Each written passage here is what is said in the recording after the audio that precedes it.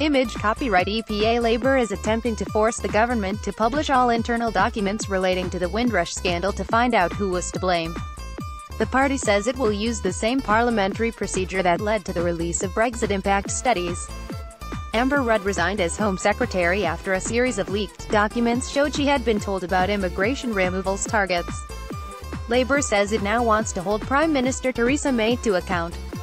Shadow Home Secretary Diane Abbott said, with the resignation of Amber Rudd, Theresa May has lost her human shield and must now fully account for the policies she created and drove through from the Home Office into Downing Street. The Windrush scandal has exposed something rotten at the heart of government. We need to know what has led to this situation. If the Prime Minister is too weak to be accountable, Labour will have to force her to be accountable.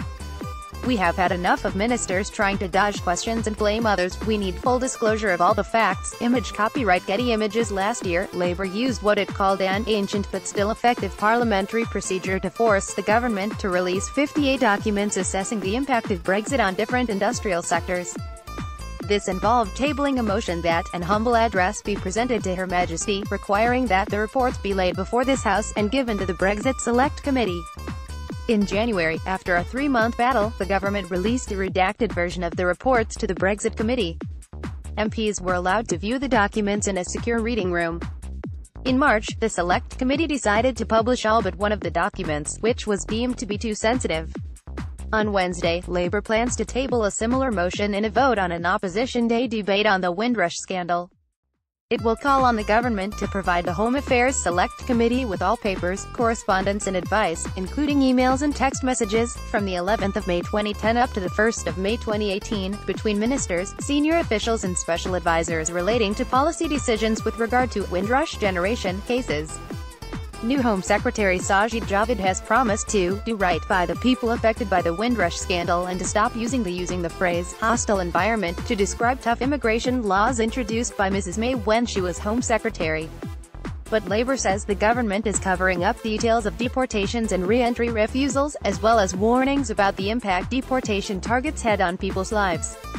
Ms. Rudd admitted she had inadvertently misled the Home Affairs Committee when she told it, "We don't have targets for removals." In her resignation statement, she said, "I have reviewed the advice I was given on this issue and become aware of information provided to my office which makes mention of targets.